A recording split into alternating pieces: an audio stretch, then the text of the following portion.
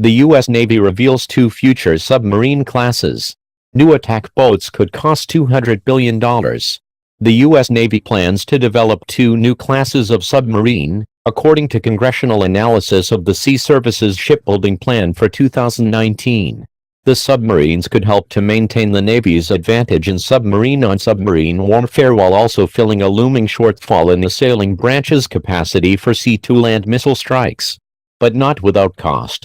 Designing and building 5 of the new large payload submarine cruise missile subs and 30 of the new SSN-X attack submarines could set back U.S. taxpayers $200 billion by 2048.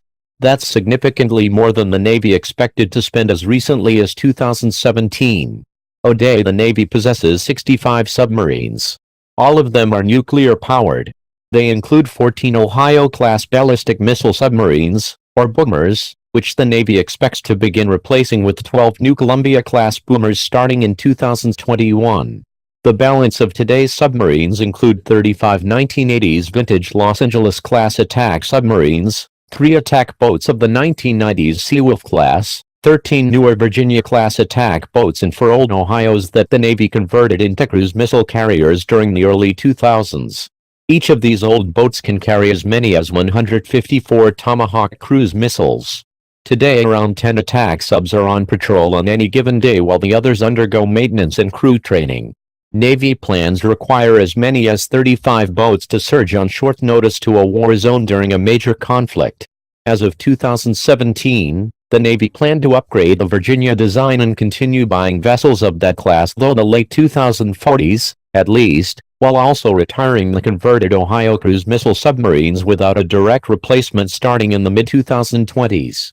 The latest version of the Virginia includes a hull extension for new vertical missile tubes.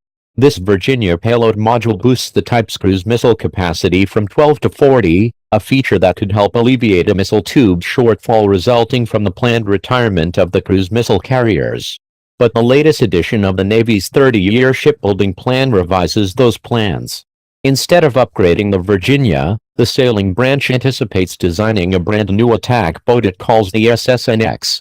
The new vessel would enter service beginning in 2034. The SSN-X reportedly would be bigger than the 8,000-ton displacement Virginia is, and thus would more closely match the 9,000-ton displacement of the Seawolf class.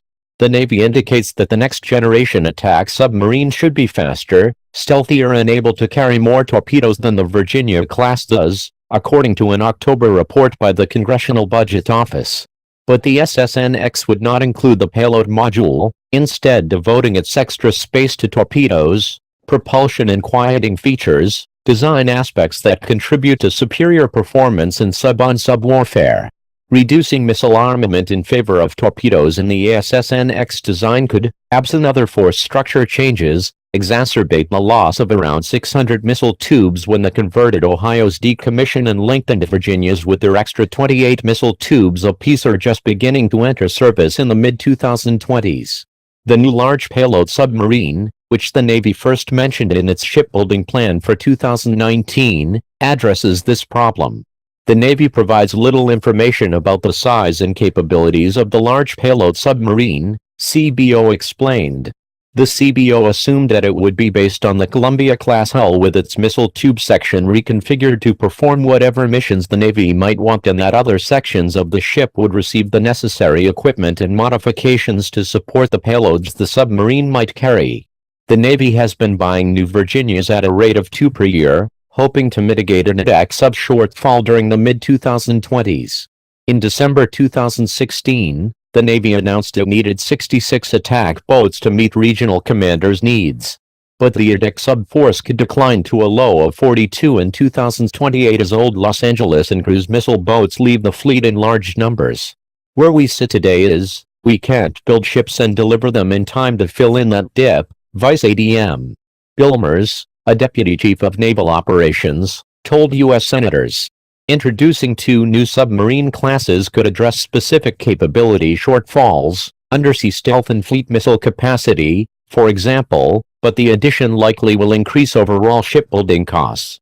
The Navy's old plan to upgrade the Virginia design in the 2030s would have cost $3.6 billion per ship, the CBO estimated. Designing and building SSNXs instead could cost $5.5 billion per sub, according to the CBO. The Budget Office predicted each large payload submarine would come with a whopping $7.7 billion price tag. Adding cost makes it harder for the Navy to, for example, boost submarine production rates in order to address the coming attack boat shortfall. The CBO estimated the Navy shipbuilding, as currently planned, could cost $29 billion per year over the next 30 years. That total is 80% more than the average shipbuilding budget the Navy has received over the past 30 years and about 50% more than the average budget of the past 6 years, a period of increasing shipbuilding appropriations. This story originally appeared at the National Interest.